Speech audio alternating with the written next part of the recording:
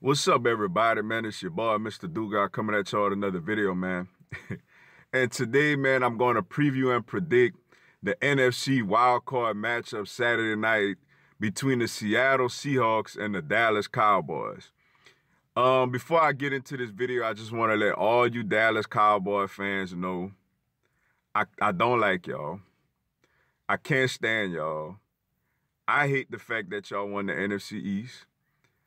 I really hope y'all lose Saturday night. Now, with that being said, let me get into this video. But shout out to them. You know, the Dallas Cowboys, they're the NFC East champs.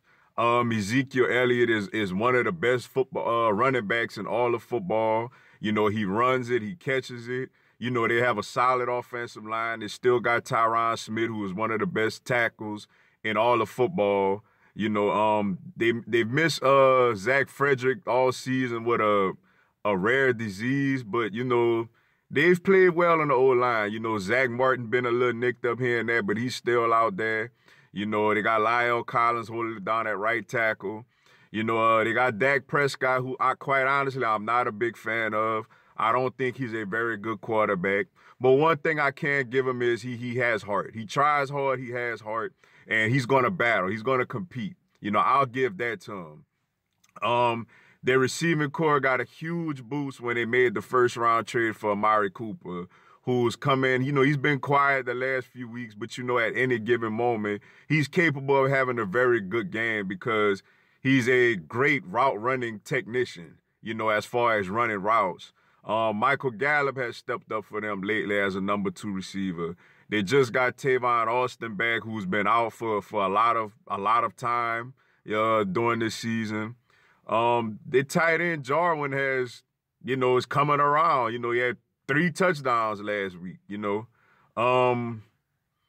yeah, and defensively, you know, DeMarcus Lawrence is one of the better pass rushers in all of football. He's doing this thing. They got the 2 young stud linebackers in Vander Esch and Jalen Smith, who are out there running around and making plays, especially when they play at home. They really make plays when they play at home in that stadium. They moved Byron Jones to cornerback. You know, he's been a solid corner for them this season. You know, they got Heat back there at safety. They got Brown and these other guys playing corner. They had a good year. They had a good year, you know, especially after they got the Amari Cooper trade. You know, their receiving core was very, very young, inexperienced, and wasn't very talented. But he came over and he solidified their receiving core once Amari Cooper, you know, came to Dallas. And as far as the Seattle Seahawks, good accomplishment of them making it to the wild card, getting in the playoffs, man. They led the NFL in rushing this year. They got Chris Carson, who was having a great rookie year last year until he got injured. I think in the Sunday night Colts game, he had broke his leg or something like that.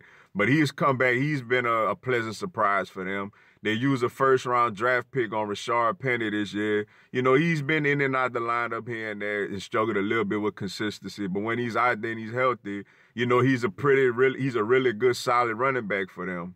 Russell Wilson, what can I say about Russell Wilson, man? This guy is a winner. You know, he leads the league in game-winning fourth quarter drives since he's came into the NFL.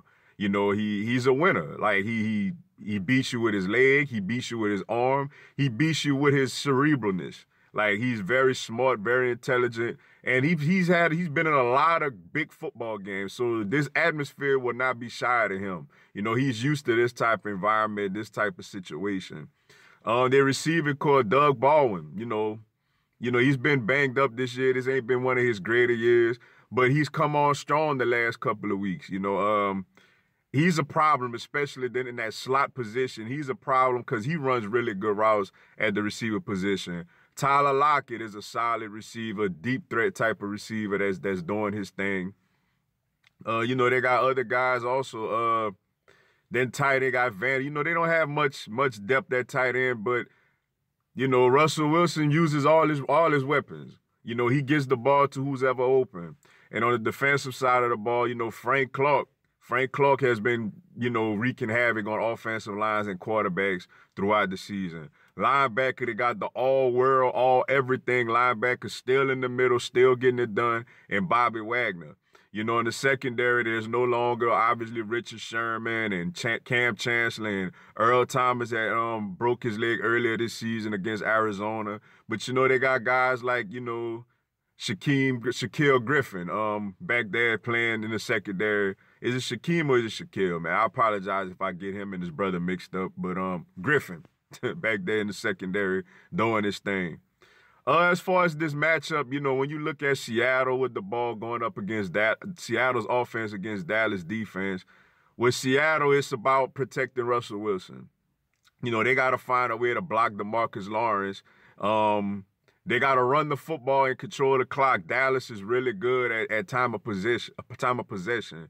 So for the Seahawks, man, they got to come out there and protect Russell Wilson, and they got to run the football to keep Dallas defense, you know, unbalanced. And as far as Dallas defensively, they got to get after us. They got to stop the run. You know, if they stop the run, you know, they have corners that could pretty much cover Seattle's receivers, you know, in obvious passing situations. So for Dallas, the key to them is they got to stop the run. They got to stand up stout against Chris Carson and if Rashad Penny play, you know, holding down Dallas rushing attack.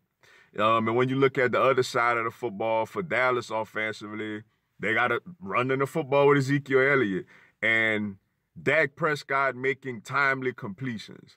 They got to control the clock. Running the ball with Ezekiel Elliott and Dak Prescott hitting timely completions to Amari Cooper, to Cole Beasley, you know, and Jarwin and those guys to keep them holding on to the football and keep the clock rolling. And as far as Seattle defensively, you got to stop the run and make Dak Prescott beat you with his arm.